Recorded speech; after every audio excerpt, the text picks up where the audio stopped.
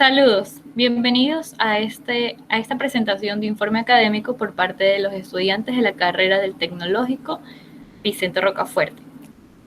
Somos la carrera de Comercio Exterior en Nocturna, paralelo F. Buenas noches, distinguidos maestros.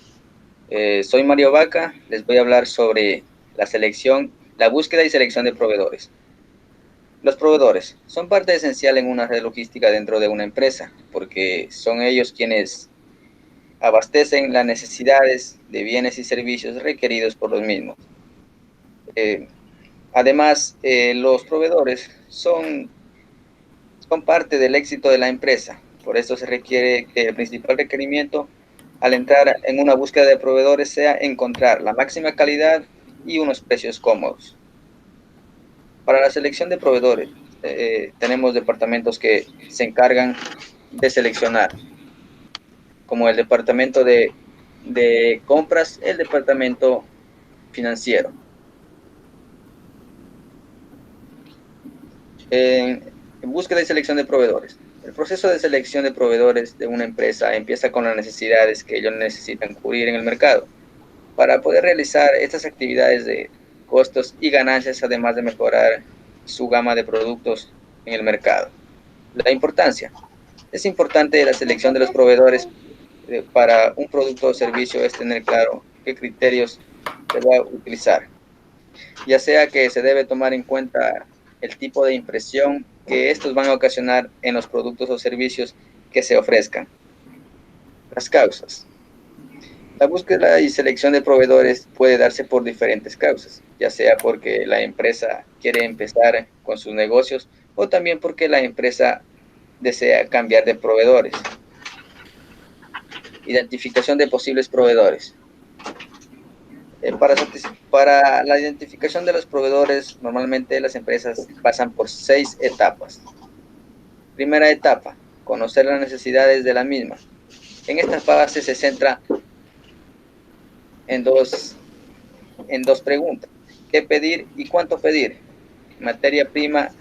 ¿Qué pedir? Materia prima necesaria para la producción. ¿Cuánto pedir? Tomar en cuenta la producción que se necesita. Acorde a esto se debe pedir.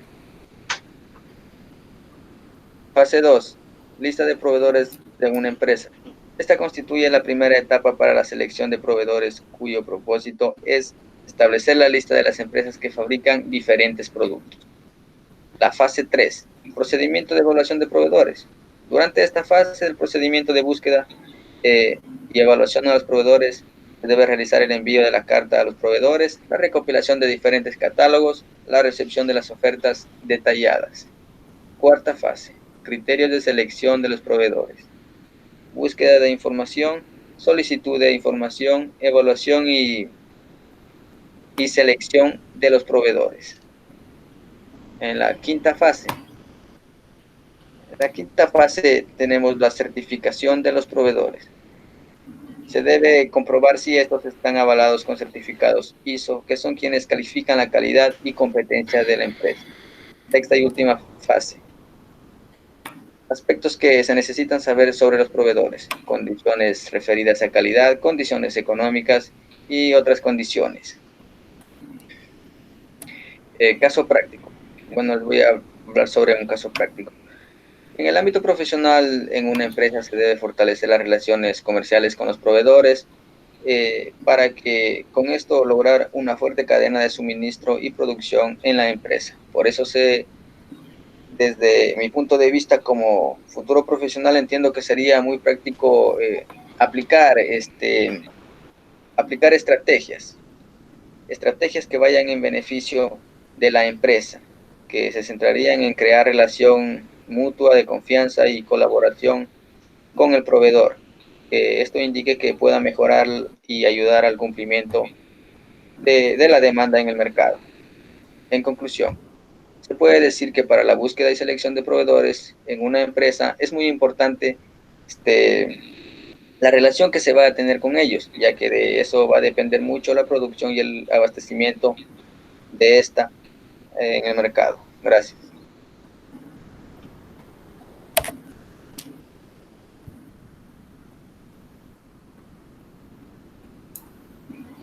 Buenas noches, mi nombre es María José Vicuña y voy a hablarles sobre la estructura del sistema armonizado de codificación de mercancías en la asignatura de arancel y nomenclatura. Pues bien, conocemos que actualmente el crecimiento productivo ha avanzado a gran escala en todas las industrias y los diferentes mercados, el comercio, la tecnología y entre otros. Lo que es necesario que se establezcan diferentes estructuras internacionales que permitan un control y a la vez que permitan mantener excelentes negociaciones políticas. En estos pequeños minutos les hablaré un poco acerca del sistema armonizado, su historia, importancia, definición y concluiremos con un ejemplo práctico como futuros profesionales del área de comercio exterior. El sistema armonizado. ¿Qué es el sistema armonizado?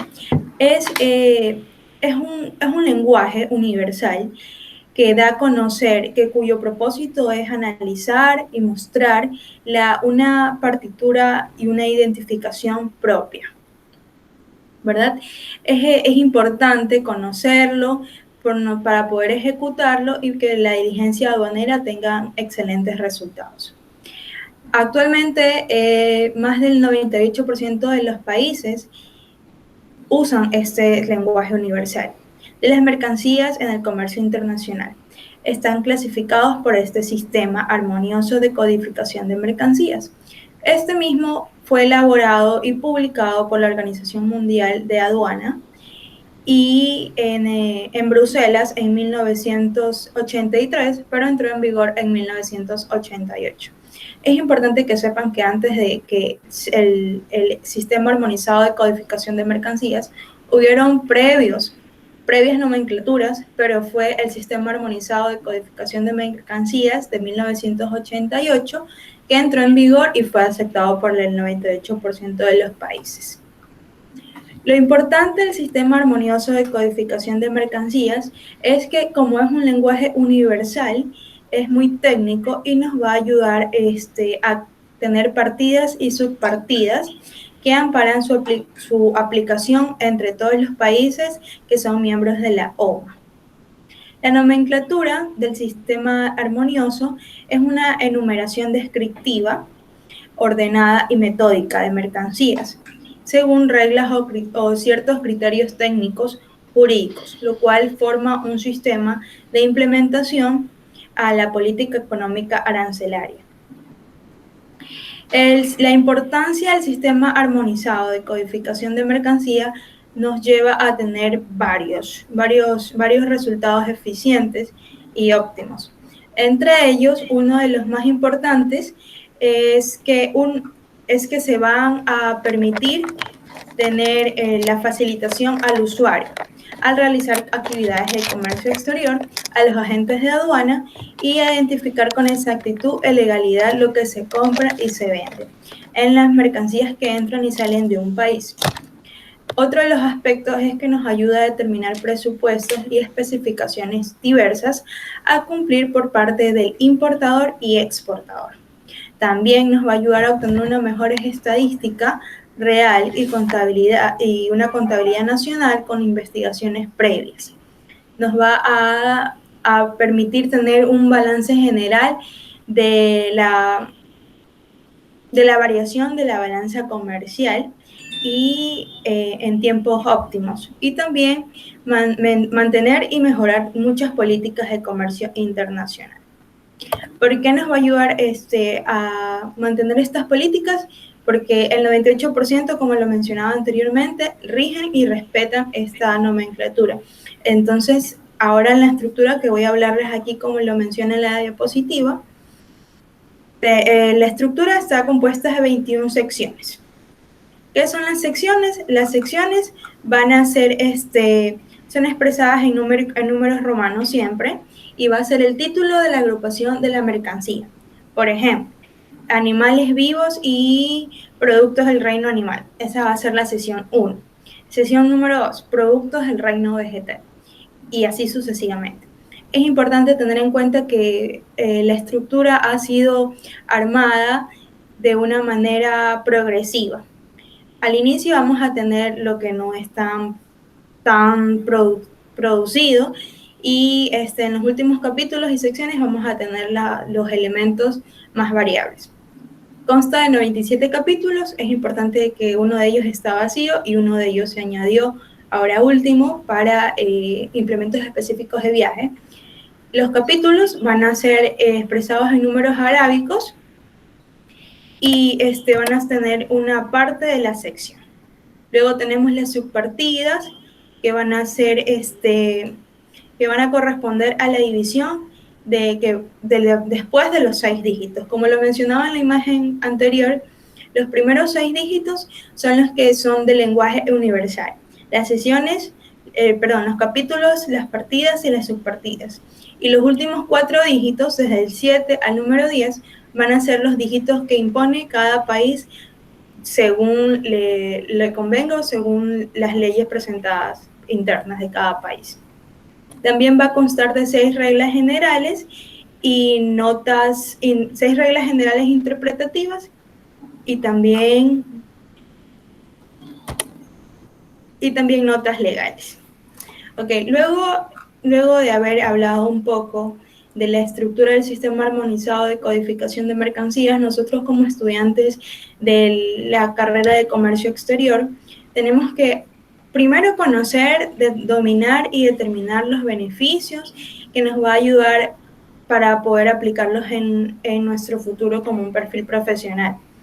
Un ejemplo práctico y que vemos a constante, lo podemos aplicar de una manera independiente como empresarios. Si en algún momento deseamos traer una mercancía, vamos a poder conocer de qué manera está estructurado lo que tenemos que pagar por las partidas arancelarias, y vamos a dominar el tema cuando también queramos aplicar al área.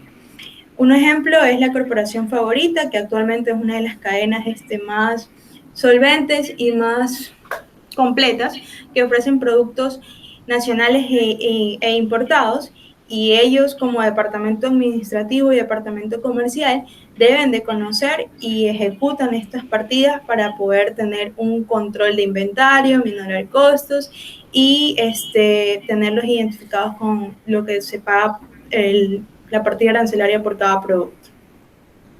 Como conclusión, podemos recordar que nos muestra como un gran resultado la importancia de este conocimiento y el uso adecuado del sistema armonizado de codificación de mercancías, ya que esta nos va a poder permitir tener una gran herramienta para poder aplicarlo de una manera más profunda y positiva en todas nuestras actividades. Muchas gracias.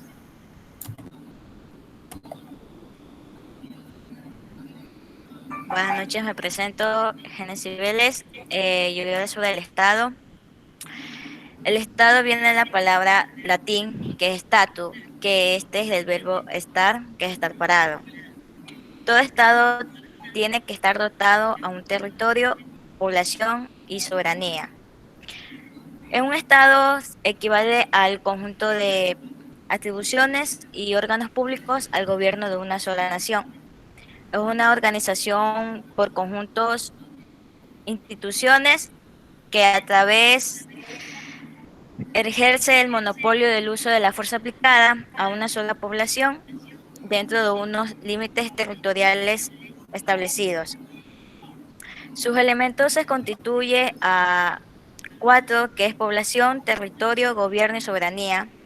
En población se dice que si no hay una población, no existe ningún estado que lo integre, por grande o diminuta que sea. En territorio se habla que es el área geográfica donde vive la población, ya que eso limita su área de soberanía y ejercicio de los estados vecinos. En gobierno es la organización específica del poder al servicio del Estado que representa la autoridad. Y en soberanía es un elemento de atributo del Estado y una cualidad del poder para así poder ejercer y defender sus decisiones. En sus poderes del Estado son 3, que son legislativo, ejecutivo y judicial. En legislativo es el encargado de elaborar las leyes que rigen del Estado. el ejecutivo es que administra el Estado y el judicial es el que administra la justicia y hace cumplir las leyes. Su función se realiza básicamente a través de derechos públicos, que eso es emitido por los órganos legislativos, ejecutivos y judicial. El objeto del Estado es el buen vivir, la seguridad y la paz de sus habitantes. El Estado del Derecho se rige por una constitución, ya que eso se denomina derecho a un ordenamiento particular de un país. En la constitución se debe contemplar las reglas para que así haga un funcionamiento un Estado en particular, y sus fines es la satisfacción de las necesidades de sus integrantes para la defensa de su soberanía y la conservación de la paz y el orden dentro de su propio territorio. Gracias. Saludos, mi nombre es Albert Villamar con el tema multas y sanciones con destinos de la mercancía. Estas multas y sanciones reflejan un gran problema al momento de que no se emita información adecuada que requiera la SENAE. Esto quiere decir que tendrá una afectación por parte de la administración aduanera. También son establecidas como multas y sanciones al momento de que no se pueda ingresar mercancía de manera legal al territorio aduanero. Esto se le aplicará una multa o una sanción. Que cabe recalcar que dentro de ellas también se emiten defraudaciones aduaneras y delitos. Una defraudación aduanera es un acto por el cual no se paga un tributo de manera legal, es decir, evadiendo impuestos. Una multa son sanciones administrativas en las cuales se paga una cierta cantidad de dinero por haber infringido alguna ley o una falta reglamentaria. También dentro de esta se encuentra una sanción aplicable, como vemos en la diapositiva, que se le aplicará una multa a un salario básico unificado o una multa de 5 salarios básicos unificados. La persona que quiera afectar a la administración aduanera tendrá una penalización de 3 o 5 años, dependiendo de la gravedad. También las sanciones administrativas son un punto erróneo al momento de traer alguna mercadería de manera ilegal. Esto también tendrá una penalización por parte de las personas que quieran afectar a la administración aduanera, con una privación de libertad de 3 o 5 años. Las faltas reglamentarias también están dentro del punto de las sanciones y multas con respecto a las mercancías que serán destinadas.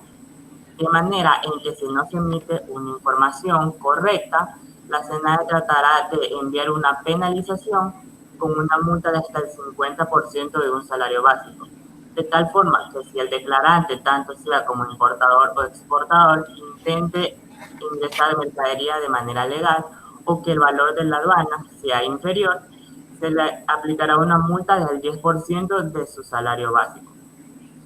Otro punto importante aquí es que si no se entrega la información correcta o adecuada por las personas que emita la SENAE un requerimiento, estos serán sancionados por una servidora o un servidor a cargo de las direcciones digitales.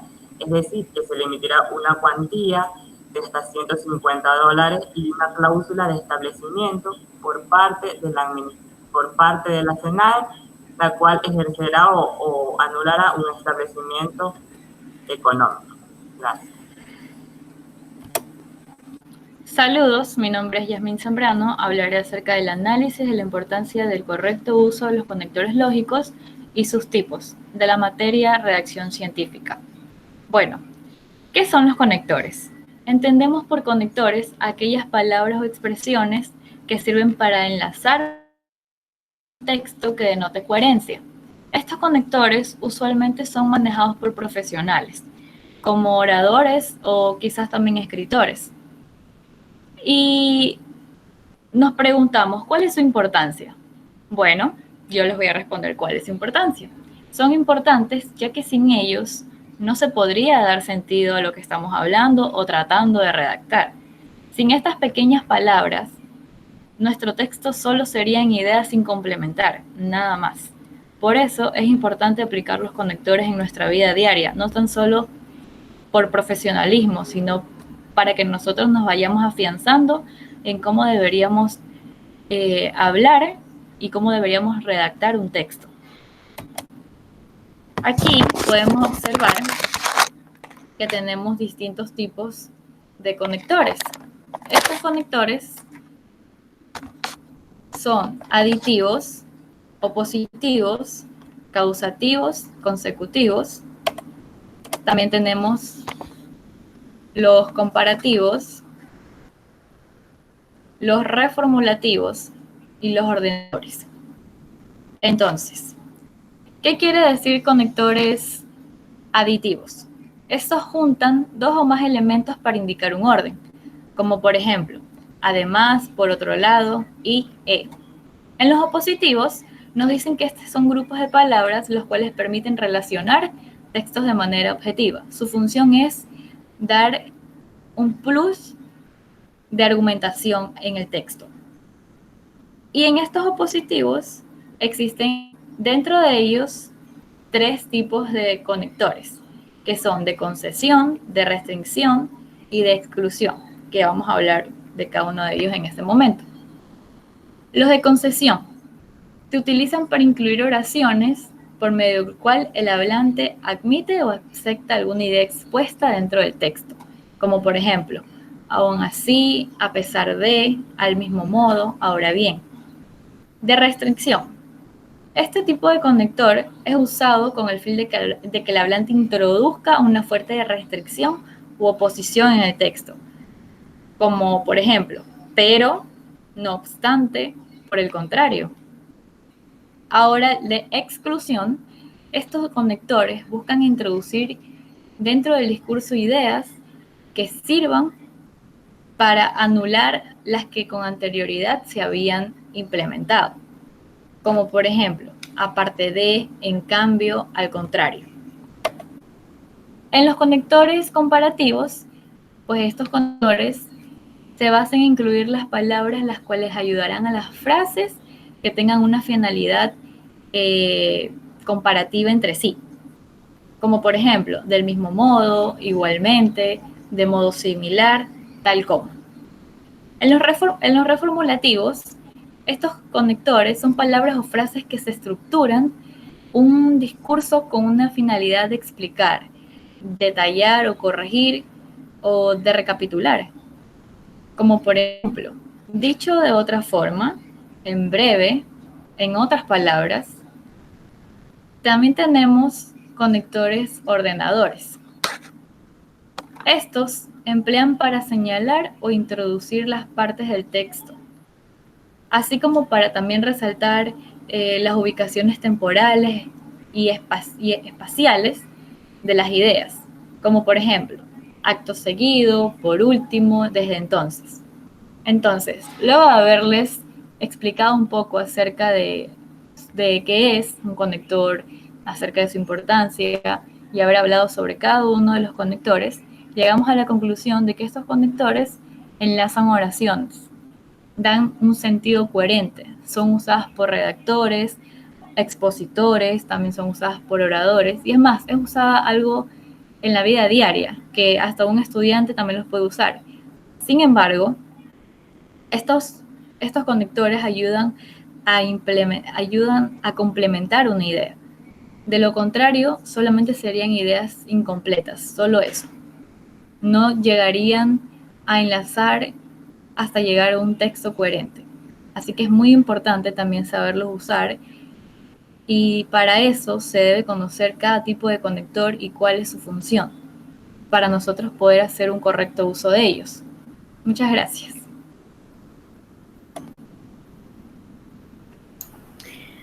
Buenas noches. Voy a hablarles acerca de la materia metodología de la investigación, y el tema a tratar es el campo de investigación y los diferentes tipos de observación.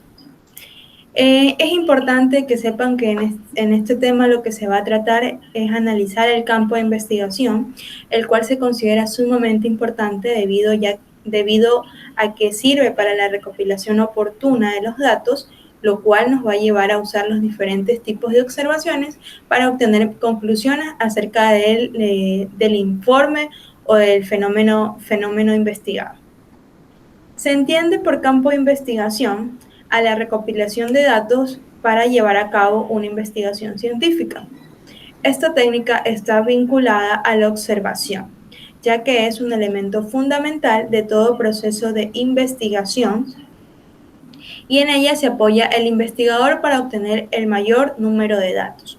Esto por parte del campo de la investigación.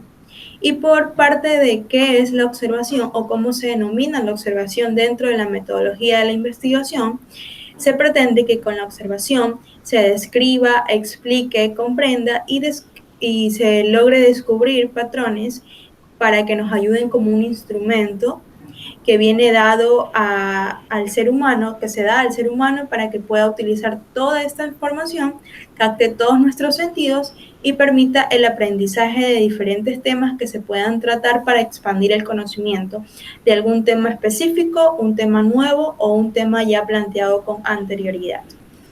Existen varios tipos de observaciones. Como podemos ver en la diapositiva, tenemos observación directa e indirecta, participante, no participante, observación estructurada, no estructurada, observación individual, observación grupal, observación sistemática y observación asistemática.